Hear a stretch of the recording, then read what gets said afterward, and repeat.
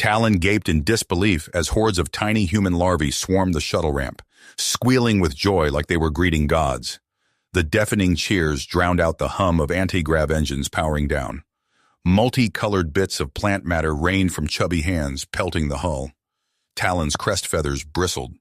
He clicked his beak in agitation. What madness was this? Worship day or not, no civilized species let their offspring run wild like savages. These humans had regressed to primitives, abandoning their hatchlings to mob unsuspecting visitors. As the cacophony swelled, Talon glanced at his fellow students huddled in the shuttle. They wore the same dumbfounded expressions. Scales rippled anxiously, tails coiled and lashed. No one dared disembark into the seething larval swarm. Their UNA's guide, Professor Saurian, stepped forward. The gray-muzzled academic projected an air of calm, but the rapid twitches of his eye ridges betrayed his unease. "I don't understand," Talon muttered. "The humans were supposed to be an advanced race. They unlocked the secrets of superluminal travel, built galaxy-spanning alliances. How could they devolve to this?" Saurian shook his head. "We're about to find out. Stay close and stay alert. Be prepared for anything." With that ominous warning, the professor palmed the hatch controls. The ramp hissed open. The students braced themselves.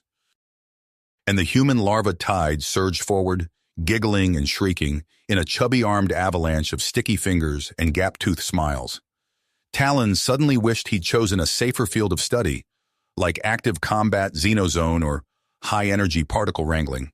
Anything but this. Talon stumbled back as the horde of human larvae engulfed them, their chubby hands grasping at his feathers and clothes. The cacophony of shrill voices and laughter assaulted his ears. He looked to Professor Saurian for guidance, but the elder Unas seemed just as overwhelmed, his tail thrashing in agitation. Suddenly a hush fell over the crowd. The children parted, revealing a tall, slender human female striding towards them. Her dark hair was pulled back in a severe bun, and her eyes glinted with steel. She clapped her hands sharply, and the children scrambled to line up in neat rows. "Welcome to Earth," the woman said, her voice crisp and authoritative. "I am Headmistress Vera, overseer of this educational facility. Please forgive the children's enthusiasm. They have been eagerly anticipating your arrival." Professor Saurian stepped forward, bowing his head in greeting. "Thank you for hosting us, Headmistress. I am Professor Saurian, and these are my students. We are here to learn about human culture and society." Vera nodded curtly. "Of course. Follow me, and we shall begin your orientation." She turned on her heel and marched towards a towering glass building, the children falling into step behind her like obedient ducklings. Talon and his classmates exchanged wary glances, but fell into line behind their guide. As they walked, Talon couldn't help but notice the stark contrast between the gleaming skyscrapers and the primitive behaviors of the human young. It was as if two worlds collided in this strange place. Inside the building, Vera led them to a spacious auditorium. The children filed into seats, their chatter filling the air. Talon found himself seated next to a small human boy with a shock of red hair and a face full of freckles. The boy grinned up at him, gap-toothed and friendly. "Hi, I'm Timmy. What's your name?" the boy asked, his voice high and chirpy. Talon hesitated, unsure how to respond. He glanced at Professor Saurian, who nodded encouragingly. "I am Talon," he said stiffly. Timmy's grin widened. "Wow, cool name. Are you really from another planet? What's it like there?" Before Talon could answer, Headmistress Vera called for attention from the stage. She began a long-winded speech about the history of human civilization and its rapid technological advancement. Talon tried to listen, but his mind kept drifting to the looming crisis back on Unas. As if sensing his distress, Timmy leaned over and whispered, "Hey, want to play soccer with me and my friends later?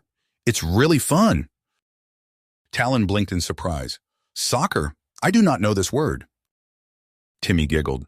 "It's a game. You kick a ball around and try to get it into the other team's goal.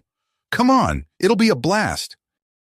Talon hesitated, torn between his duty to learn and the temptation of distraction. But the weight of his world's fate pressed heavy on his shoulders, and the chance to clear his mind, even for a moment, was too enticing to resist. "Very well," he said, nodding solemnly. "I shall join you in this soccer." Timmy beamed, his smile brighter than a supernova. "Awesome. Meet me in Central Park after orientation. You're gonna love it." As the boy turned back to the stage, Talon felt a flicker of something unfamiliar in his chest. It took him a moment to recognize it as hope, fragile and tiny, but undeniably there. Perhaps these strange humans, with their primitive ways and incomprehensible young, held the key to saving his world after all. The orientation droned on, but Talon's thoughts were far away, lost in visions of lush green fields and round white balls soaring through the air, carried aloft on the laughter of children. The shuttle's engines roared to life, drowning out the cacophony of children's voices as Talon and his classmates prepared for departure. His mind raced with memories of the past week on Earth, the chaos, the laughter, and most of all, the unexpected wisdom gleaned from human children. As they broke atmosphere, the blue orb of Earth shrank behind them. Talon's gaze lingered on the interface, his thoughts drifting to Timmy and their impromptu soccer matches. He absently ran a talon through his ruffled feathers, still bearing traces of the sticky embrace of human larvae. "Quite the experience, wasn't it?" Professor Saurian's gravelly voice cut through Talon's reverie. The old Una's eyes glinted with amusement. Talon nodded, struggling to articulate the whirlwind of emotions and ideas swirling within him. "It was enlightening, Professor. I never expected—" "That primitives could teach us anything?" Saurian finished, raising an eye ridge. "I was wrong," Talon admitted. "Their methods may seem crude, but there's an elegance to their simplicity, an adaptability we've lost." The journey home passed in a blur of heated discussions and frantic note-taking. By the time Unas loomed before them, a pale green orb wreathed in shimmering energy fields, Talon and his classmates had compiled a comprehensive presentation of their findings. As they disembarked, the contrast between Earth and Unas struck Talon anew. Where Earth teemed with vibrant chaos, Unas stood as a monument to order and efficiency. Gleaming spires of crystalline alloys stretched skyward, their surfaces pulsing with streams of data and energy. But beneath the veneer of advanced civilization, an undercurrent of tension thrummed. Citizens hurried through the streets with worried expressions, their conversations hushed and furtive. Holographic news feeds flickered with reports of brownouts and civil unrest in the outer sectors. Talon's crest feathers bristled with anxiety as they approached the imposing edifice of the council chambers. Inside, the air hung heavy with the scent of ozone and the low hum of power conduits. High Chancellor Zor, a statuesque Unaz with obsidian scales, regarded them with cool detachment from his elevated podium. "Welcome back, students. I trust your sojourn among the humans was educational?" Talon stepped forward, willing his voice not to waver. "Indeed, Chancellor. We've gathered invaluable insights that could revolutionize our approach to the energy crisis." As Talon spoke, outlining their proposal for renewable energy integration, he noticed the council members' expressions hardening. Scales rippled with barely concealed disdain. Zara, her emerald plumage dripping with passion, took over, explaining the elegance of wind and solar power. "By harnessing these natural forces, we can create a sustainable future without depleting our novarium reserves." "Preposterous!" Dr. Zen, the council's chief scientist, spat the word like venom. "You propose we abandon millennia of scientific progress for the playthings of savages?" Chancellor Zor raised a hand, silencing the brewing argument. "While your enthusiasm is noted, we cannot risk the stability of our civilization on unproven theories. The novarium mines have sustained us for generations. They will see us through this crisis as well." Talon's heart sank as the council dismissed their presentation, insisting on intensifying novarium extraction despite the obvious risks.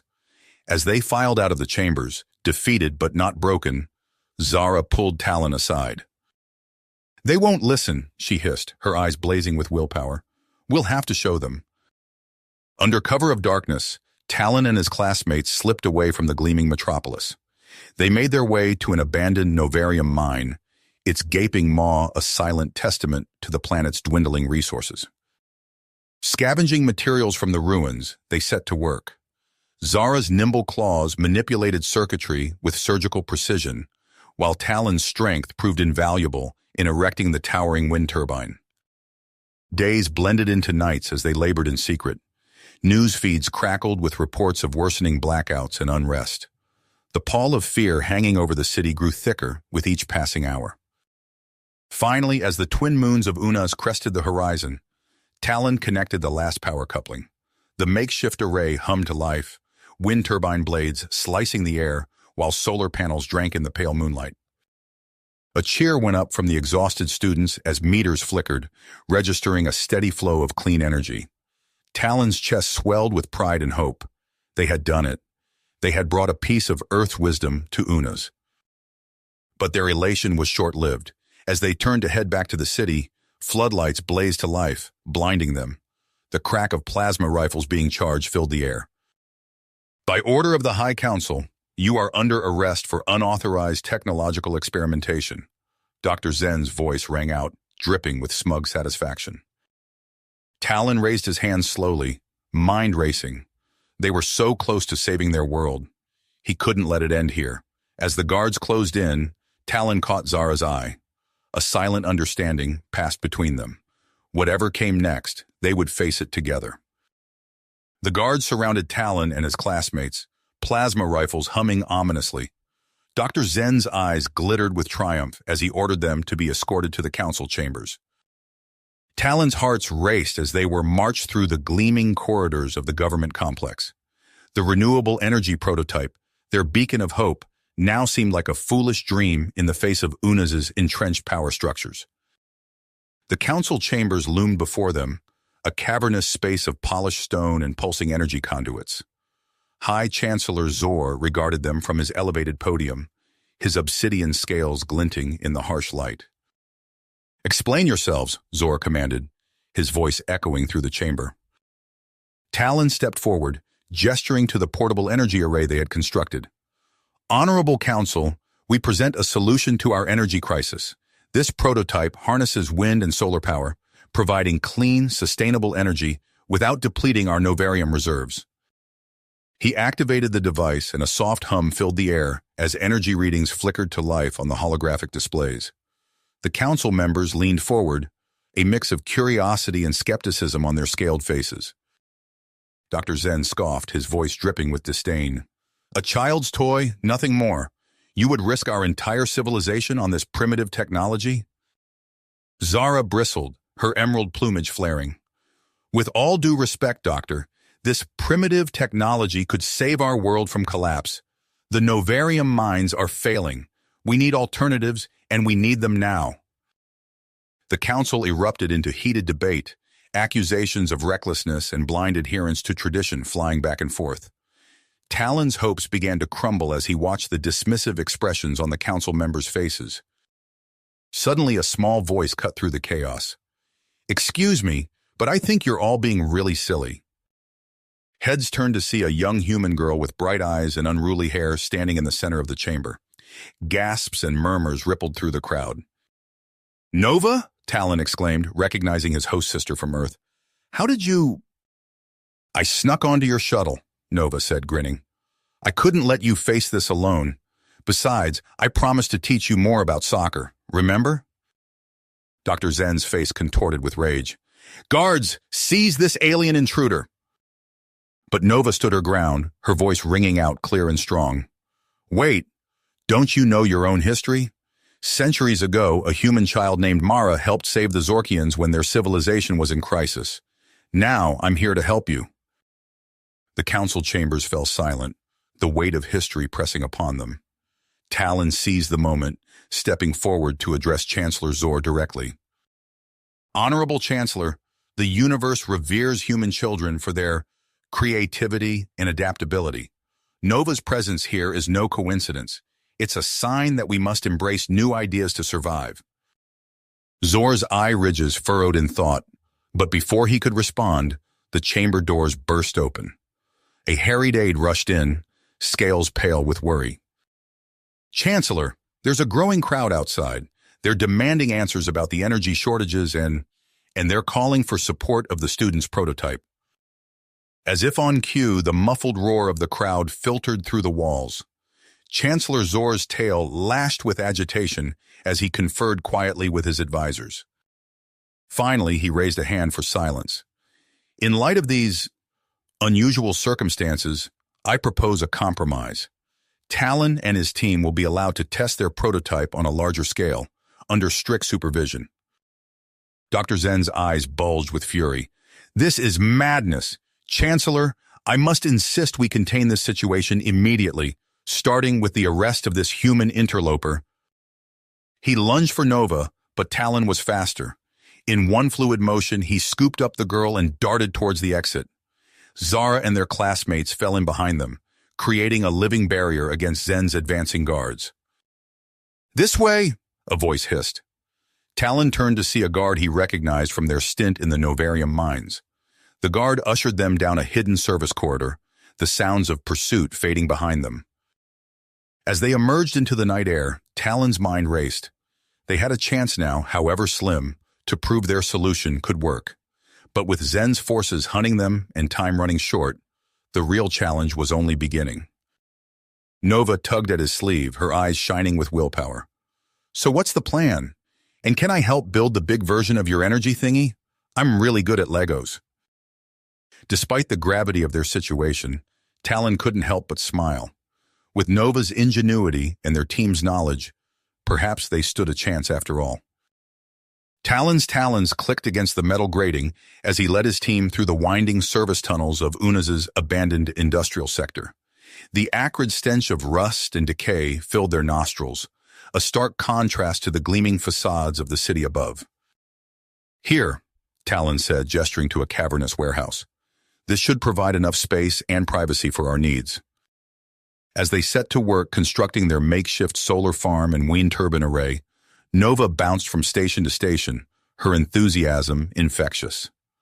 "This is just like building the biggest science fair project ever," she exclaimed, expertly connecting wires and calibrating sensors. Days blurred together as they labored in secret. The constant hum of machinery became a comforting soundtrack to their rebellion.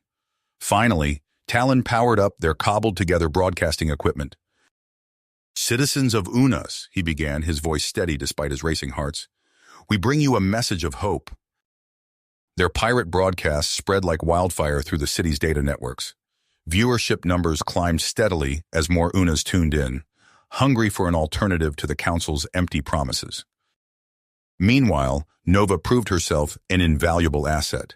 She charmed her way into diplomatic circles, her disarming smile and quick wit opening doors that had long been closed to Talon and his team.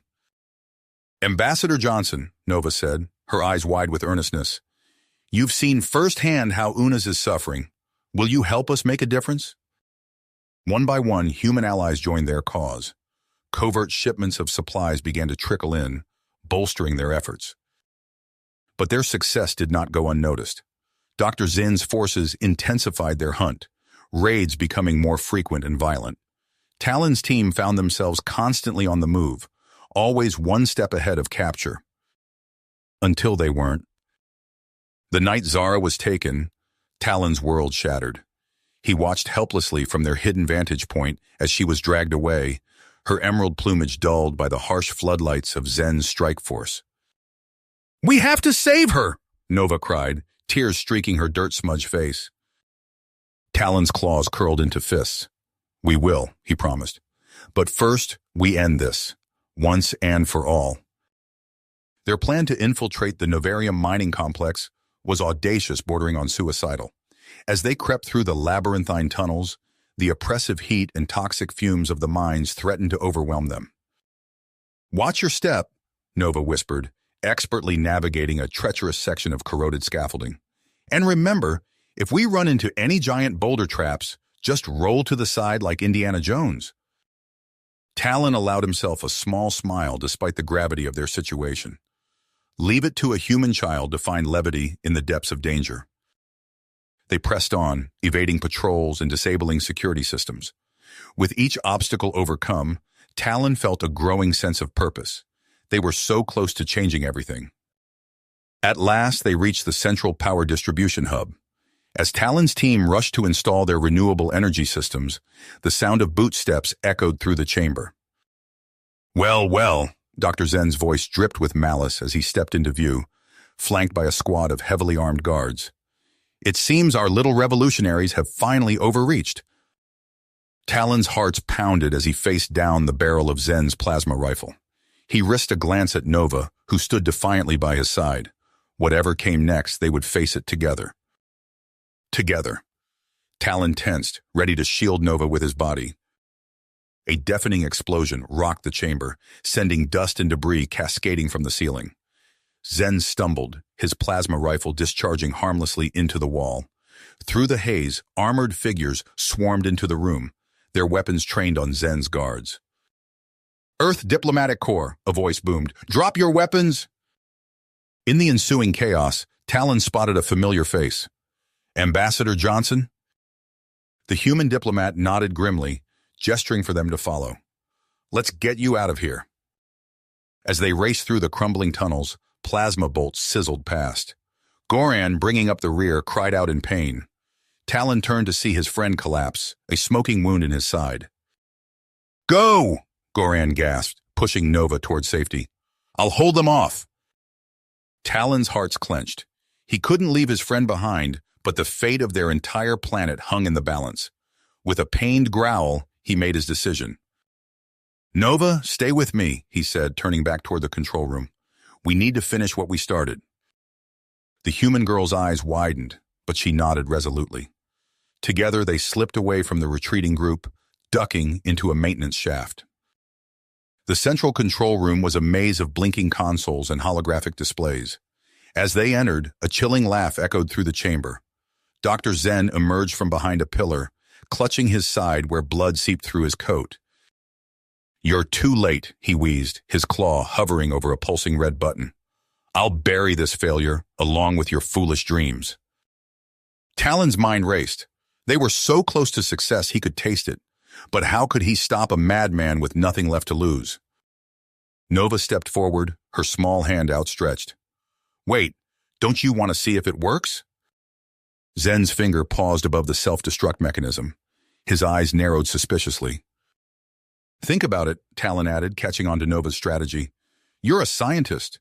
Don't you want to know if we've actually solved the energy crisis?" A flicker of curiosity sparked in Zen's gaze. His claw trembled, then slowly lowered. "Very well," he rasped. "Show me!" With trembling talons, Talon initiated the power transfer sequence. Warnings blared as the complex's novarium reactors powered down. For a heart-stopping moment, darkness engulfed them. Then, with a low hum, the backup systems engaged. Holographic readouts flickered to life, displaying a steady flow of clean energy coursing through the grid. Outside, the city's lights blazed anew, powered by wind and sun rather than dwindling novarium. Zen stared at the displays, his expression a mix of awe and bitter regret. With a shaking claw, he activated the broadcast system. "People of Unas," he croaked, "behold the dawn of a new era." As Zen's voice faded, he slumped to the floor, the life fading from his eyes. Talon bowed his head in grudging respect for his fallen adversary. The sound of running feet echoed down the corridor. Talon tensed, ready for another fight. But it was Zara who burst through the door, her emerald plumage ruffled, but her eyes shining with triumph. "We did it!" she exclaimed, embracing Talon fiercely. Their moment of joy was short-lived. Ambassador Johnson appeared, his face grave. "Your friend Goran," he said softly. "He's alive, but barely. We need to get him to a medical facility immediately." Talon's heart sank. They had won the day, but at what cost? As they raced to join their injured comrade, Nova's brow furrowed in concentration. "Wait," she exclaimed. "I remember something my grandma told me about an old Earth remedy. It might help stabilize him until we can get proper treatment." Talon looked at the human child with newfound respect. Once again, the wisdom of Earth might just save them all. As they hurried through the corridors, Nova explaining her idea, Talon vowed to ensure that this hard-won peace between their worlds would endure. The future of Unas stretched before them, bright with possibilities. But first, they had a friend to save. The victory celebration was short-lived as Goran's condition deteriorated rapidly. Talon paced outside the medical bay, his talons clicking against the polished floor. Nova sat nearby, her small face etched with worry. "Our best xenobiologists are stumped," Zara said, her emerald plumage dulled with exhaustion. "Goran's physiology is rejecting every treatment we try." Talon's fist clenched. He couldn't lose his friend, not after everything they'd been through. "There has to be someone who can help," he growled. Nova's eyes lit up. "What about Earth doctors? They deal with all sorts of weird alien stuff, right?" Within hours, a holographic projection of Dr. Noah Garrick, Earth's leading xenobiologist, flickered to life in the medical bay. His weathered face creased with concentration as he studied Goran's readings. "Fascinating," he muttered. "The cell degradation pattern is unlike anything I've seen in Una's physiology before. But—" he trailed off, lost in thought. "But what?" Talon demanded. Dr. Garrick's eyes refocused. "There might be a solution. It's experimental, dangerous even, but it's your friend's best shot." He explained his theory about the regenerative properties found in Peruvian mole wolf venom. As he detailed the perilous journey required to obtain it, Talon's heart sank. "I'll go," Nova volunteered, jumping to her feet. "Absolutely not," Talon said firmly. "It's too dangerous." But as Goran's vitals continued to drop, desperation won out. Within days, Nova found herself leading a motley crew of human guides and Una's students into the heart of the Amazon rainforest. The jungle closed in around them, a riot of green punctuated by flashes of vibrant color. Nova swatted at insects larger than her hand, her clothes plastered to her skin by the oppressive humidity. "We're lost," one of the Una's students hissed, panic edging into his voice.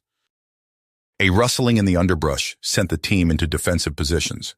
Nova's breath caught in her throat as a group of children emerged, their dark eyes wary but curious. Despite the language barrier, Nova felt an instant connection. She mimicked drinking water, and one of the children nodded, leading them to a hidden spring. As night fell, the tribal children taught them to weave shelters from giant leaves and set clever snares for small game. Nova watched in awe as a young girl started a fire using only 2 sticks and sheer willpower. With their new guides, the team pressed on. They reached the Mole Wolf village as the sun dipped below the canopy, casting long shadows across the clearing. "Remember," Nova whispered to her companions, "we can't hurt the mole wolves. We have to be smart about this." The plan they concocted was equal parts brilliance and madness. Using a complex system of vines and pulleys, they managed to extract venom from a slumbering mole wolf without waking the creature. Victory was short-lived. As they fled the village, the ground beneath their feet began to tremble. Nova barely had time to shout a warning before the cave system they'd entered collapsed. In the chaos of falling rock and choking dust, Nova felt herself swept away by a torrent of mud. She tumbled head over heels, the world spinning into darkness. When she came to, she was alone. The jungle pressed in on all sides, unfamiliar and menacing. But as fear threatened to overwhelm her, Nova remembered the lessons of her tribal friends. She found water, made shelter, and waited. Days passed. Nova's hope began to fade until a familiar screech pierced the air. Talon burst through the underbrush, his eyes wild with relief. "Nova!" he cried, scooping her into his arms. "Thank the stars we found you." As they raced back to Unas, Nova clutched the precious vial of mole wolf venom to her chest. They had one last chance to save Goran, and with it, the fragile alliance between their worlds. The vial of mole wolf venom, clutched tightly in Nova's hand, represented their last hope for Goran.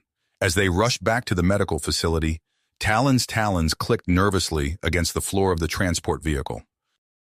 Dr. Noah Garrick's hologram flickered to life in the treatment room, his weathered face creased with concentration as he oversaw the administration of the experimental treatment. Goran's body convulsed as the venom coursed through his system, his vitals spiking erratically on the monitors. For a moment, hope blossomed as Goran's readings stabilized, but the reprieve was short-lived. Alarms blared as his body began rejecting the venom, sending him into shock.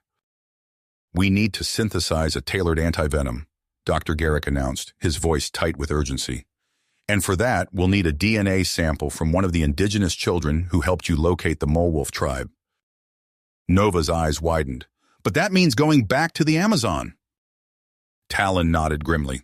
It's our only choice. Within hours, Nova found herself leading another expedition into the heart of the rainforest. The humid air clung to her skin as she pushed through dense foliage, guided by the memory of her previous journey and the companionship of her newfound tribal friends. Upon reaching the village, however, they were met with a wall of spears and hostile glares. The adults of the tribe viewed the alien presence as a threat, their mistrust of outsiders deeply ingrained. Nova stepped forward, her hands raised in a gesture of peace. She locked eyes with a young boy she recognized from her previous visit and smiled. In halting Portuguese, she recounted their shared adventures, emphasizing the bonds they had formed. The chief's expression softened as he listened to Nova's impassioned plea. He raised a hand, silencing the murmurs of his people. "You speak with the wisdom of one beyond your years," he said through an interpreter.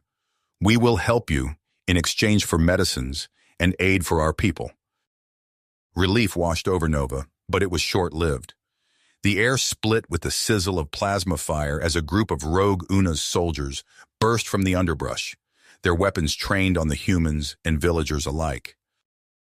"Traitors!" one of the soldiers snarled at Talon and his team. "You've betrayed our planet to these aliens." Chaos erupted, villagers scattered, children screaming in terror. Nova's heart pounded as she sought cover behind a thick tree trunk. She watched in awe as Talon and his fellow students moved to protect the villagers, using their bodies as shields while simultaneously working to disarm the rogue soldiers without causing harm. The melee seemed to stretch on for hours, though it lasted only minutes. When the dust settled, the rogue soldiers stood disarmed and surrounded, their expressions a mix of confusion and shame as they took in the scene around them, aliens and humans working together to protect one another. In the aftermath, Nova approached the chief's son, who had bravely stood his ground throughout the attack. With a gentle smile, she explained their need for a DNA sample. The boy nodded solemnly, allowing Dr. Garrick's holographic assistant to take a small swab from inside his cheek.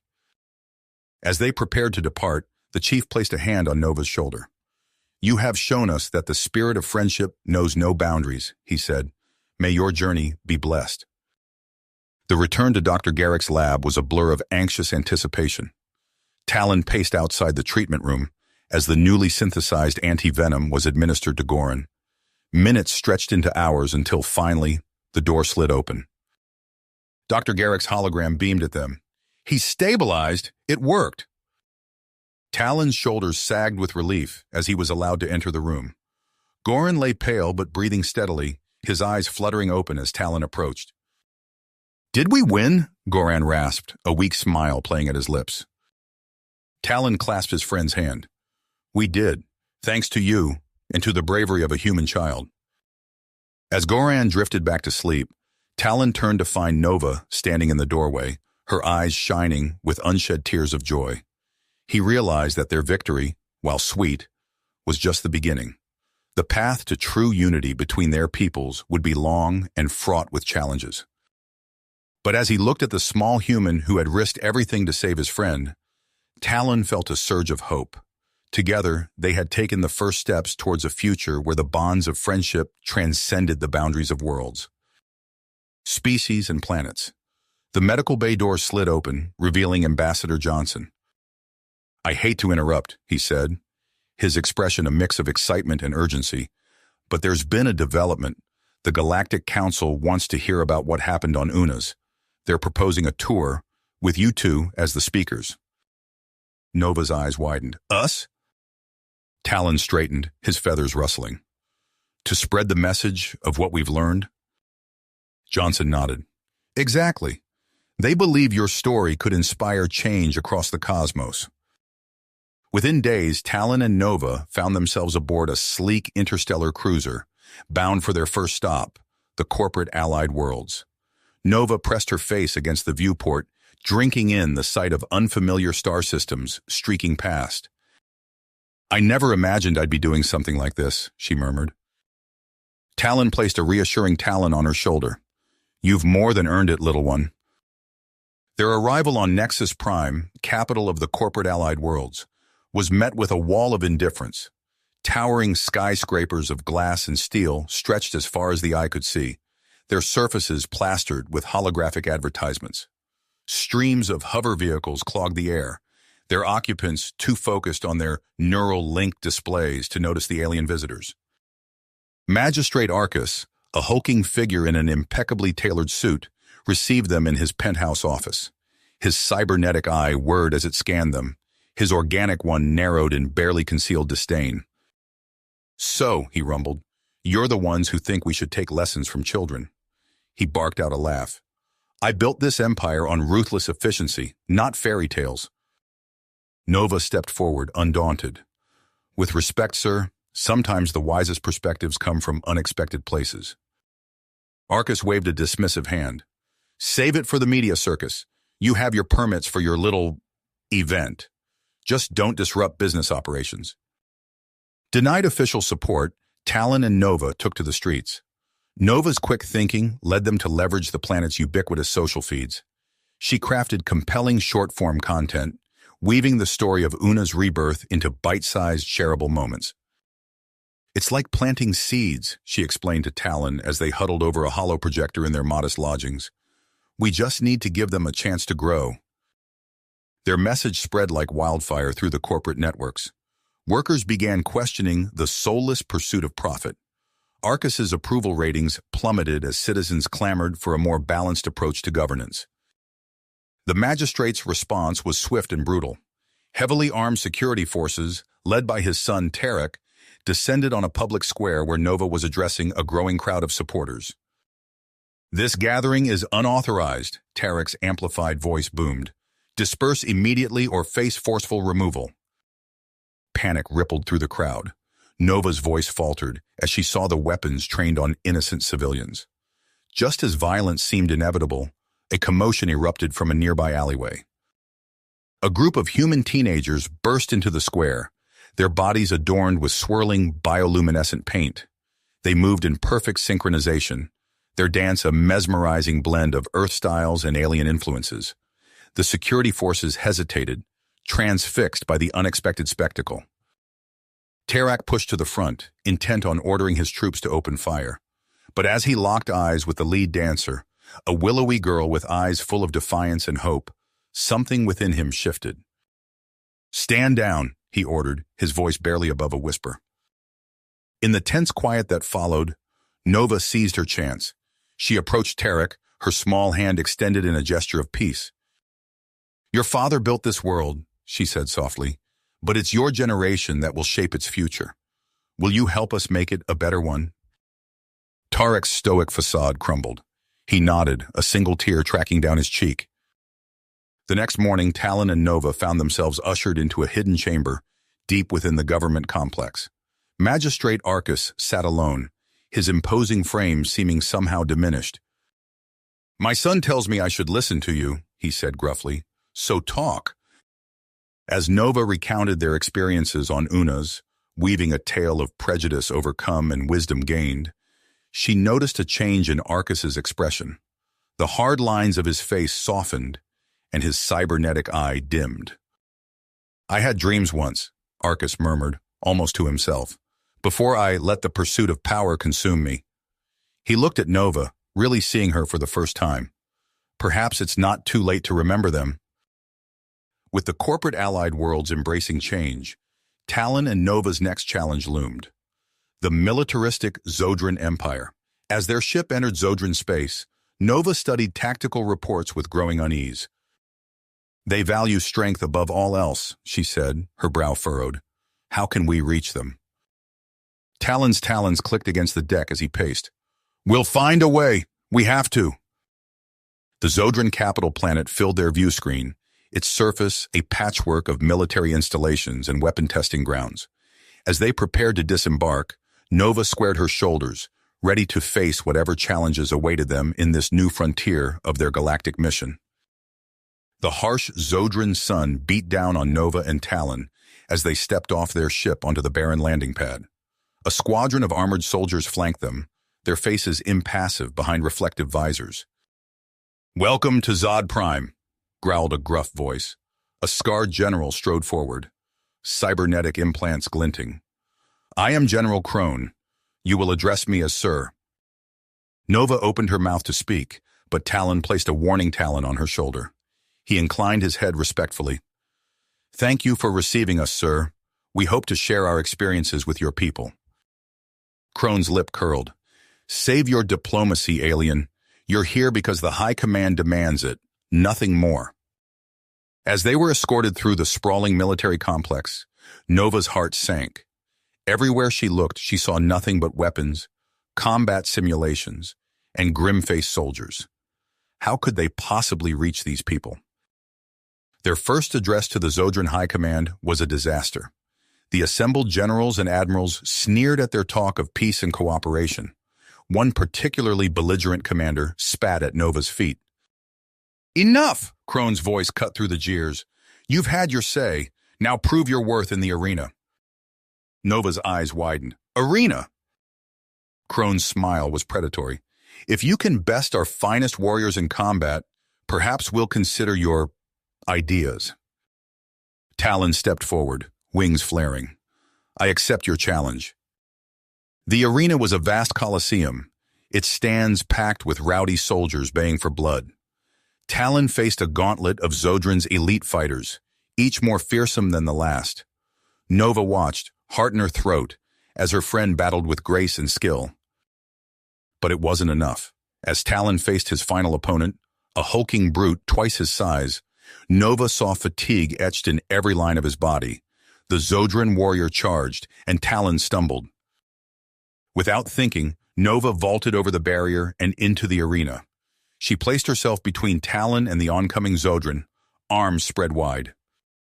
Stop, she cried. This isn't the way. The crowd fell silent.